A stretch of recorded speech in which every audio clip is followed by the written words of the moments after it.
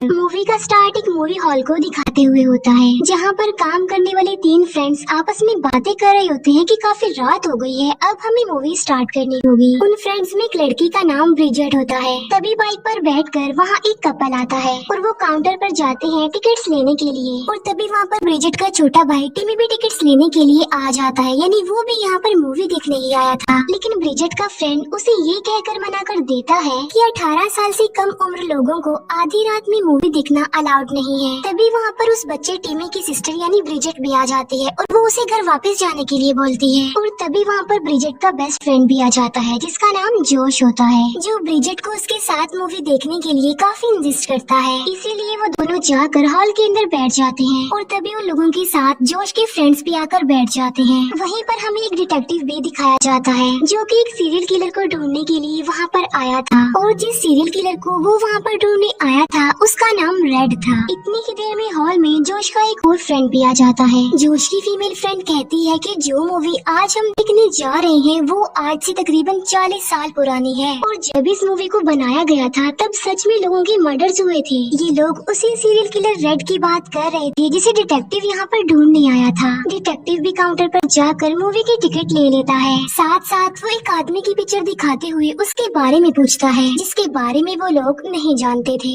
इसके बाद ब्रिजेट का फ्रेंड मूवी प्ले कर देता है। मूवी में दिखाया जाता है कि कुछ फ्रेंड्स गाड़ी में बैठकर कहीं पर जा रहे थे, लेकिन सडन उनका टायर पंक्चर हो जाता है। तब उन फ्रेंड्स में एक लड़का हेल्प मांगने के लिए करीबी घर में जाता है, जहाँ पर एक लेडी उस लड़के के लिए दरवाजा खोलती है और हॉल में डिटेक्टिव के पास एक और डिटेक्टिव आकर बैठ जाता है। मूवी में हम एक अजीब से आदमी को देख पाते हैं, जिसने हाथ में एक औजार लिया हुआ था और वो उसकी धार को तेज कर रहा था। दोनों डिटेक्टिव आपस में बातें कर रहे होते हैं कि जब से सीरियल किलर रेड गायब हुआ है ये उसकी पहली फिल्म है। मूवी में जो अजीब सा आदमी था उसने मास्क पहन रखा था, जो उस गाड़ी वाले लड़के को मार देता है और अपने साथ ले जाता है। काउंटर पर हम देखते हैं कि ड्रिंक खत्म हो गई है, इसीलिए ब्रिजेट का फ्रेंड ड्रिंक लेने के लिए एक जगह पर जाता है। उस मूवी को देखकर ब्रिजेट डर जाती है, इसीलिए वो मूवी को बीच में अधूरा छोड़कर बाहर आ जाती है, जहाँ पर जोश उसे रिलैक्स करता है और अंदर चलने के लिए बोलता है। तब मूवी में अचानक से ब्रिजेट का वही फ्रेंड नजर आता है जो कि ड्रिंक लेने गया था। हॉल में जो लोग मूवी देख रहे थे वो ये देखकर काफी हैरान रह जाते हैं, लेकिन तभी ब्रिजेट की उस फ्रेंड को कुछ अजीब सी आवाजें सुनाई देती हैं और फिर जैसे ही वो वहाँ से भागने लगता है उसके सामने वो सीरियल किलर रेड आ जाता है और अपने उस औजार की मदद से उसे बहुत बुरे तरीके से मार डालता है। लेकिन हॉल में बैठे लोग इस पर ज्यादा हैरान नहीं होते, क्योंकि वो तो इसी मूवी का एक पार्ट ही समझ रहे थे, इसीलिए वो मूवी को एंजॉय करते हुए देख रहे थे। फिर थोड़ी देर बाद जोश का फ्रेंड वॉशरूम के लिए जाता है और सेम यही सीन मूवी में भी दिखाया जा रहा था और उन लोगों की आंखों के सामने किलर उसे भी मार डालता है। तब उसकी चीख की आवाज सुनकर ब्रिजेट की फ्रेंड वहाँ पर चेक करने के लिए जाती है, जहाँ पर उसे फ्लोर पर खून पड़ा हुआ नजर आता है। फिर मूवी में हमें उसी मूवी हॉल का काउंटर दिखाया जाता है, जहाँ पर ब्रिजेट की फ्रेंड अकेली ही खड़ी हुई थी। ये देखकर वो सारे लोग काफी डर जाते हैं, इसीलिए वो चेक करने के लिए बाहर आ जाते हैं, लेकिन काउंटर पर तो उन्हें कोई भी नहीं मिलता। इसके बाद वो सब वॉशरूम जाते हैं, जहाँ पर उन्हें भी फ्लोर पर खून पड़ा हुआ मिलता है। ये देखकर वो सारे लोग काफी ज्यादा डर जाते हैं और अब वो वहाँ से बाहर निकलने की कोशिश कर रहे थे। और तभी डिटेक्टिव को मूवी हॉल में से ब्रिजेट का छोटा भाई टिमी मिल जाता है। ब्रिजेट अपने भाई टिमी से पूछती है कि तुम यहाँ पर कैसे आ गए, जिस पर टिमी कहता है कि मैं तो रूम की विंडो से अंदर आया हूँ। डिटेक्टिव जो कि बाहर निकलने के लिए दरवाजा तोड़ रहा होता है, लेकिन वो ऐसा नहीं कर पाता, उनसे दरवाजा नहीं तोड़ता। चेक करने पर उन्हें पता चलता है कि उनकी मोबाइल में भी सिग्नल्स नहीं आ रहे हैं। तब ब्रिजेट उन्हें बताती है कि यहाँ पर एक इमरजेंसी डोर है। तब वो लोग उस इमरजेंसी डोर को ओपन करने की कोशिश करते हैं, लेकिन वो भी लॉक्ड था, वो भी उनसे नहीं खुलता। और अब वो सारे लोग और ज्यादा डर जाते हैं, क्योंकि अब तो वो लोग यहाँ पर फंस गए थे।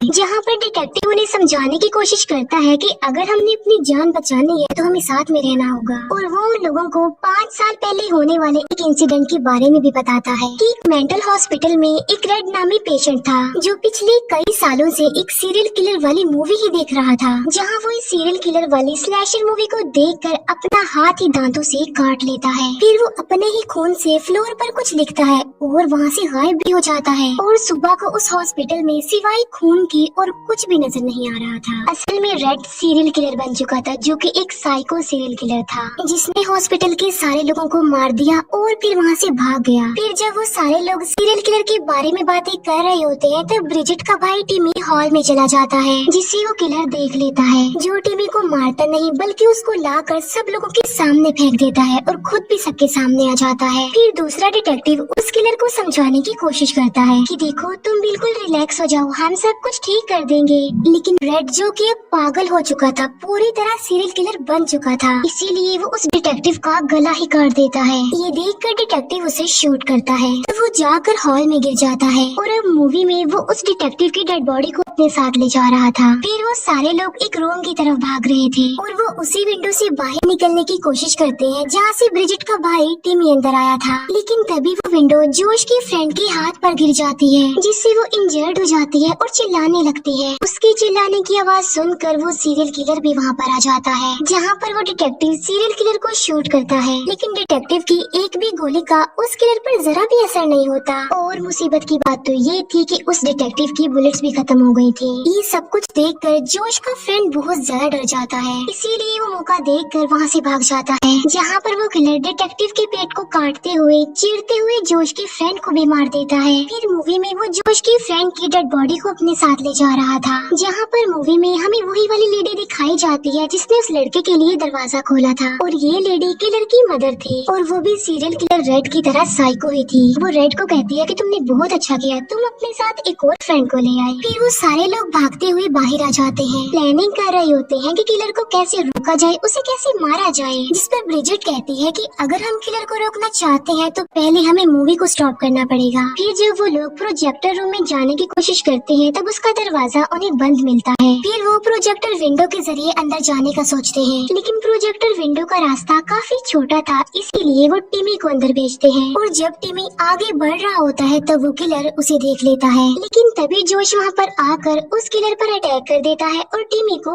आगे बढ़ने के लिए कहता है। टिमी किसी तरह प्रोजेक्टर रूम में पहुँच जाता है और दूसरी तरफ किलर जोश को मारने के लिए उसकी तरफ बढ़ रहा था। टिमी प्रोजेक्टर का प्लग निकाल देता है, लेकिन इसके बावजूद भी प्रोजेक्टर बंद नहीं होता, वो ऑन ही रहता है। फिर उन लोगों को अंदर बुलाने के लिए टिमी दरवाजा खोल देता है और उस कपल में जो आदमी होता है वो उस प्रोजेक्टर को गिरा देता है। तब जोश किलर से बच जाता है और वो वहाँ से चला जाता है। कपल वाला आदमी मूवी का रील उठाकर देखता है, जहाँ पर उसे पता चलता है कि किलर अभी मरा नहीं है, बल्कि वो तो अभी जिंदा है। और वो प्रोजेक्टर एक बार फिर से अपने आप से ही ऑन हो जाता है और अब वो किलर उस कपल वाले आदमी के पीछे पड़ जाता है और वो उसे भी बहुत बुरी मौत देता है। फिर सारे सर्वाइवर्स हॉल में चले जाते हैं और मूवी में वो किलर और उसकी मदर साथ साथ होते हैं। किलर अपनी मदर से पूछता है कि क्या मूवी के बाहर मुझसे कोई डर रहा है। ये सुनकर किलर की मदर विंडो से बाहर देखती है, जो बताती है कि बाहर एक लड़की है, लेकिन वो भी डरी हुई नहीं है। ये देखकर जोश को सारी बात समझ आ जाती है। वो सबको बताता है कि किलर हमारे डर को फील कर सकता है। तब किलर ब्रिजेट की एक और फ्रेंड को मार देता है और फिर उसकी डेड बॉडी को भी अपने साथ ले जा रहा होता है। ये देखकर ब्रिजेट को काफी दुख होता है।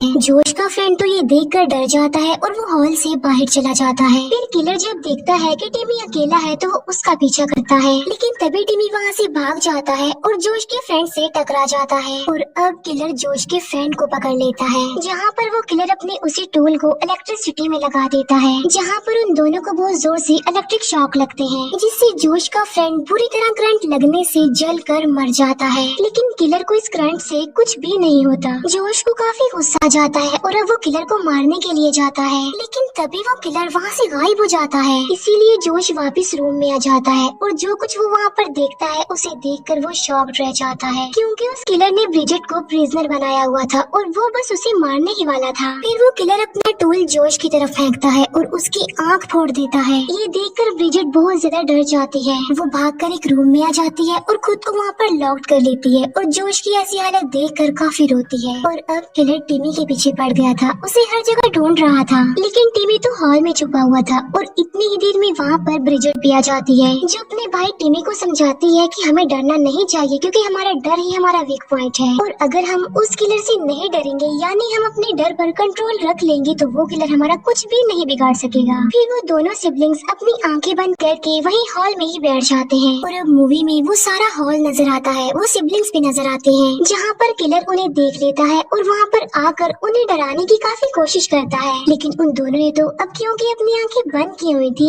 इसीलिए वो नहीं डरते। ये देखकर वो किलर जैसे ही वहाँ से जाने लगता है, ब्रिजेट डर कर अपनी आंखें खोलती है। तब किलर को इस बारे में पता चलता है और वो ब्रिजेट को अपने साथ अपनी मूवी में ले जाता है। ब्रिजेट खुद को एक रूम में बंद पाती है, जहाँ पर वो किलर अपने उस औजार की धार को तेज कर रहा था। फिर किसी तरह ब्रिजेट उस रूम से बाहर आ जाती है। वो देखती है कि एक रूम में बहुत सारे लोगों को कैद करके रखा गया है और वो सारे लोग इंजर्ड थे और कुछ तो उनमें मर भी चुके थे और ये सब कुछ उस किलर का ही काम था। वहीं पर ब्रिजेट को जोश भी दिखाई देता है, जो कि अभी जिंदा था, इसीलिए वो उसके पास जाती है। लेकिन तभी उस किलर की मदर वहाँ पर आकर ब्रिजेट को बेहोश कर देती है। फिर ब्रिजेट को जब होश आती है तो वो खुद को बंधा हुआ पाती है। वो देखती है कि उसके साथ उसके भाई को भी बांधा गया है। तब किलर ब्रिजेट के पास आकर उसे पहले तो डराता है और फिर कहता है कि मैं तुम्हें इतनी आसान मौत नहीं देने वाला, मैं तो तुम्हें तड़पा तड़पा कर मारूंगा। ये कहकर वो उसके एक पैर के नेल्स उखेड़ने लग जाता है, जिससे वो दर्द की वजह से बहुत ज्यादा चिल्लाती है। तब एक एक करके किलर उसके पैर के सारे नेल्स उखेड़ देता है और फिर किलर जब उसके दूसरे पैर के नेल्स उखेड़ता है तब वो बिल्कुल भी नहीं डरती, बिल्कुल भी नहीं चिल्लाती, बल्कि वो इस पेन को भी बेयर करती है और अपने डर पर भी काबू रखती है। ये देखकर किलर को बहुत ज्यादा गुस्सा आता है कि ना तो ये मुझसे डर रही है और ना ही दर्द की वजह से चिल्ला रही है, इसीलिए किलर उसे नीचे फेंक देता है। इसी दौरान ब्रिजेट के हाथ में एक नोकदार चीज लग जाती है, इसीलिए वो मौके का फायदा उठाकर उस किलर को स्टैब कर देती है। फिर वो टिमी को लेकर वहाँ से बाहर आ जाती है, लेकिन उनके बाहर निकलने से पहले ही किलर की मदर ब्रिजेट को पकड़ लेती है और वो उसका गला दबाकर उसे मारने की कोशिश करती है। लेकिन तभी पीछे से टिमी उस लेडी पर अटैक करके उसे मार डालता है। फिर वो सिबलिंग्स घर से बाहर आकर भागने लगते हैं, लेकिन किलर ने तो अभी भी उनकी जान नहीं छोड़ी थी और वो उनके पीछे पड़ जाता है। भागते भागते टिमी का पैर फिसल जाता है और वो गिर जाता है।